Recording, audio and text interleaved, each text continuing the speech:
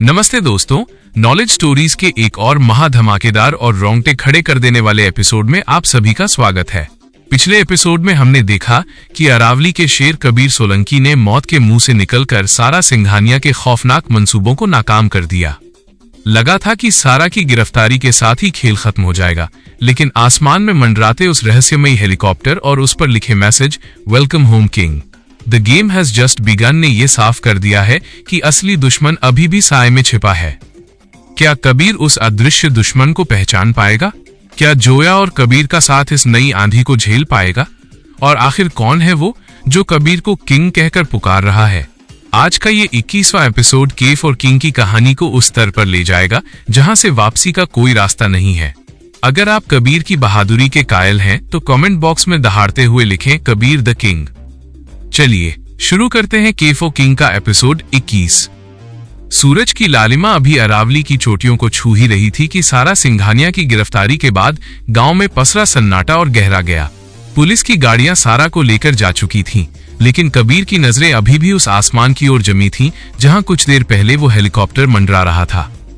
वो कोई साधारण धमकी नहीं थी भाई, आर्यन ने अपने हाथ की गुलेल को कसते हुए कहा। वो हेलीकॉप्टर जिस तरह से गायब हुआ, साफ है कि उनके पास राडार को चकमा देने की तकनीक है। कबीर ने अपना घाव सहलाया। पट्टी से खून हल्का सा रिस रहा था, लेकिन उसके चेहरे पर कोई शिकन नहीं थी। तकनीक चाहे जो हो आर्यन, इरादा साफ है। सारा और उसका भाई सिर्फ प्यादे थे, असली खिलाड़ी ने अब अपनी चाल चली है। तभी जोया अपने लैपटॉप के साथ कबीर के पास आई। उसके चेहरे पर पसीना था और उंगलियां कीबोर्ड पर बिजली की तरह चल रही थीं। कबीर, मैंने उस हेलीकॉप्टर का सिग्नल ट्रेस करने की कोशिश की। वो किसी रजिस्टर्ड कंपनी का नहीं था, लेकिन एक चीज बहुत अजीब है। उस सिग्नल का एन्क्रिप्शन कोड वही है जो 15 साल पहले गायब हुई एक जासूसी संस्था का था। मेजर अभिमन्यु, जो पास ही खड़ा अपनी पुरानी सर्विस रिवॉल्वर साफ कर रहा था, अचानक ठिठक गया। 15 साल पहले? जोया, क्या तुम द ब्लैक ईगल की बात कर रही हो? जोया ने सिर हिलाया। मेजर का चेहरा सफेद पड़ गया। कबीर ने पूछा, मेजर साहब, ये ब्लैक ईगल क्या बला है? मेजर ने एक लंबी सांस ली। ये वो साया है कबीर, जिसे सरकार ने कागजों पर मार दिया था। ये वो लोग हैं जो युद्ध नहीं करवाते बल्कि युद्ध की वजह बनते हैं। अगर ये वापस आए हैं तो इसका मतलब है कि अरावली में कुछ ऐसा है जो पूरी दुनिया की अर्थव्यवस्था को हिला सकता है। रात का जश्न अब एक सतर्कता में बदल चुका था। हवेली के चारों ओर पहरा बढ़ा दिया गया था। शांति मां ने कबीर के लिए दूध का गिलास रखा, लेकिन उनकी आंखों में छिपी ममता आज डरी हुई थी। बेटा, ये मिट्टी अब सिर्फ फसल नहीं, खून मांग रही है।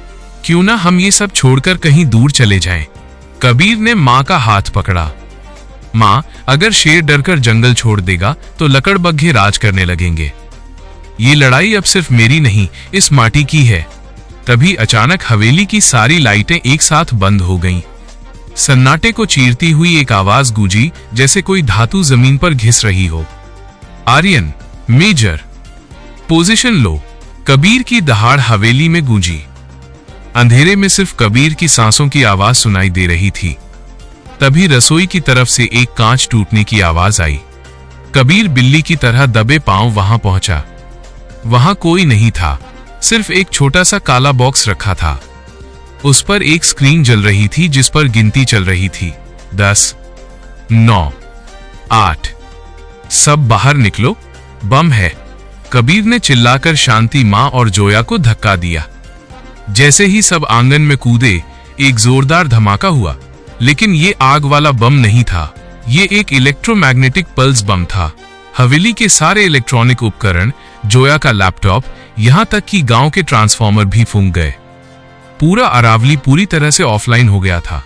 अब कबीर के पास न तकनीक थी न सूचना, सिर्फ उसकी कुल्हाड़ी और उसकी सहज बुद्धि। अंधेरे का फायदा उठाकर हवेली की दीवारों फांदकर 10 नकाबपोश शिकारी अंदर घुसे। ये सारा के गुंडों जैसे नहीं थे। इनके हाथ में कटान, जापानी तलवारें थीं और वे बिना आवाज के चल रहे थे। मार्शल आर्ट्स एक्सपर्ट्स, मेजर ने फुसफुसाते हुए कहा, कबीर, ये तुम्हें जिंदा पकड़ना चाहते हैं। कबीर ने अंधेरे में अपनी कुल्हाड़ी घुमाई।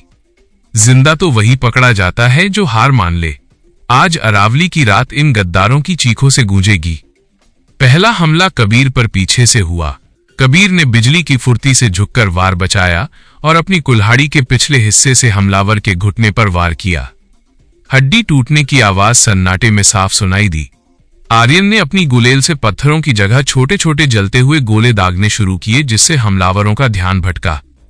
मेजर ने अपनी पुरानी ट्रेनिंग का इस्तेमाल करते हुए 2 हमलावरों को एक साथ काबू किया, लेकिन असली चुनौती अभी बाकी थी। हवेली की छत पर एक साया खड़ा था, जिसकी आंखों में लाल लेजर लाइट चमक रही थी। उसने एक स्नाइपर राइफल कबीर के सीने पर तान दी। कबीर, नीचे! जोया चिल्लाई और कबीर के ऊपर कूद गई। गोली कबीर के कान के पास से निकल गई। कबीर ने ऊपर देखा, वो स्नाइपर नहीं छोड़ेगा। आर्यन, उसे उलझाओ। आर्यन ने एक जलता हुआ मशाल छत की ओर फेंका। उस एक पल की रोशनी में कबीर ने देखा कि स्नाइपर कोई और नहीं बल्कि एक महिला थी, जिसकी गर्दन पर ईगल का टैटू था। हमलावरों को खदेड़ने के बाद कबीर जोया को लेकर सुरक्षित कमरे में पहुंचा। जोया के हाथ कांप रहे थे, लेकिन उसने हिम्मत नहीं हारी। कबीर, उन्होंने मेरा सारा डेटा नष्ट कर दिया, लेकिन मेरे पास एक एनालॉग बैकअप है जो मैंने लाइब्रेरी के गुप्त तहखाने में छिपाया था। हमें वहां पहुंचना होगा। कबीर ने जोया की आंखों में देखा। वहां जाना मौत को बुलावा देना है। पूरे रास्ते में उनके स्नाइपर्स होंगे। जोया ने कबीर का हाथ कसकर पकड़ा। तुमने कहा था ना कि ये माटी हमारी है, तो फिर डर कैसा?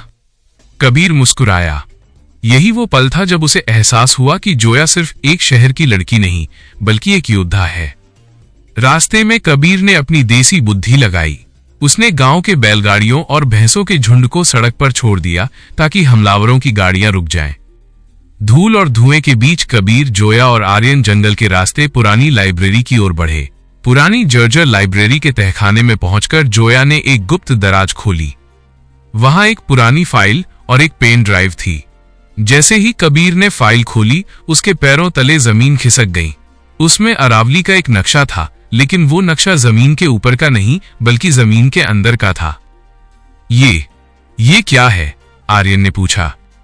मेजर अभिमन्यु ने फाइल देखी और बोले, ये लिथियम कोबाल्ट का सबसे बड़ा भंडार है, और ये भंडार ठीक तुम्हारी हवेली और गांव के नीचे है। इसी को हासिल करने के लिए सारा और उसके बाप ने ये सारा खेल रचा था। लेकिन कहानी यहां खत्म नहीं हुई। पेन ड्राइव में एक वीडियो मैसेज था। कबीर ने उसे प्ले किया। स्क्रीन पर एक धुंधला सा चेहरा उभरा। नमस्ते कबीर, मुझे पता था कि तुम यहां तक पहुंच जाओगे। आखिर तुम मेरे सबसे बेहतरीन छात्र जो थे। कबीर के हाथ से फाइल गिर गई। प्रोफेसर अवस्थी? लेकिन वो तो 10 साल पहले एक एक्सीडेंट में मारे गए थे। मौत तो सिर्फ एक पर्दा थी कबीर। स्क्रीन पर दिख रहा व्यक्ति हंसा। मैं ही आर्किटेक्ट हूं। मैंने ही तुम्हें तैयार किया ताकि तुम सिंडिकेट को खत्म करो, क्योंकि वो मेरे रास्ते का कांटा थे। अब जब रास्ता साफ है तो ये खजाना मेरा है। कबीर को समझ आ गया कि उसे एक मोहरे की तरह इस्तेमाल किया गया था। जिस गुरु को उसने पिता माना वही गद्दार निकला। धोखा, तुमने मेरी माटी के साथ गद्दारी की प्रोफेसर। कबीर की आवाज में बिजली सी कड़क थी। तभी लाइब्रेरी को चारों तरफ से घेर लिया गया। प्रोफेसर के कमांडो अंदर घुस आए। कबीर ने अपनी कुल्हाड़ी उठाई, लेकिन इस बार उसकी आंखों में दर्द और गुस्सा दोनों था। आज गुरु और शिष्य के बीच न्याय होगा। कबीर ने दहाड़ते हुए हमलावरों पर धावा बोल दिया। लड़ाई खूनी थी। कबीर ने एक एक करके प्रोफेसर के कमांडो को ढेर किया। जोया ने लाइब्रेरी के पुराने गैस पाइपों को खोल दिया और आर्यन ने माचिस की तीली दिखाई। पीछे हटो, कबीर ने चिल्लाकर जोया को बाहर धकेला। एक जोरदार धमाके के साथ लाइब्रेरी ढह गई। धूल के गुबार में कबीर बाहर निकला। उसका शरीर लहूलुहान था, लेकिन कुल्हाड़ी अभी भी हाथ में थी। सुबह होने तक हमलावर भाग चुके थे। प्रोफेसर अवस्थी का कोई पता नहीं था, लेकिन कबीर ने उसका खेल बिगाड़ दिया था। जोया कबीर के पास आई और उसके कंधे पर सिर रख दिया। ये अभी खत्म नहीं हुआ है ना? कबीर ने उगते सूरज की ओर देखा। नहीं जोया, ये तो बस शुरुआत है। प्रोफेसर जिंदा है, और जब तक वो इस मिट्टी पर नजर गड़ाए बैठा है, अरावली का शेर शांत नहीं बैठेगा। तभी गांव वाले जमा हो गए और एक ही नारा गूंज उठा, कबीर द किंग, अरावली के शेर। दोस्तों, नॉलेज स्टोरीज के ये रोमांचक एपिसोड यहीं समाप्त होता है। कबीर को अपने गुरु से मिले धोखे ने उसे तोड़ दिया है या और मजबूत बना दिया है? क्या प्रोफेसर अवस्थी दोबारा हमला करेगा और वो हेलीकॉप्टर किसका था? जानने के लिए जुड़े रहें नॉलेज स्टोरीज के साथ। अगर कहानी पसंद आई हो तो इसे लाइक करें और कमेंट में लिखें वेटिंग फॉर एपिसोड 22। तब तक देखते रहिए के फॉकिंग सुपरहिट धारावाहिक कहानी। आप सभी लोगों का बहुत बहुत धन्यवाद।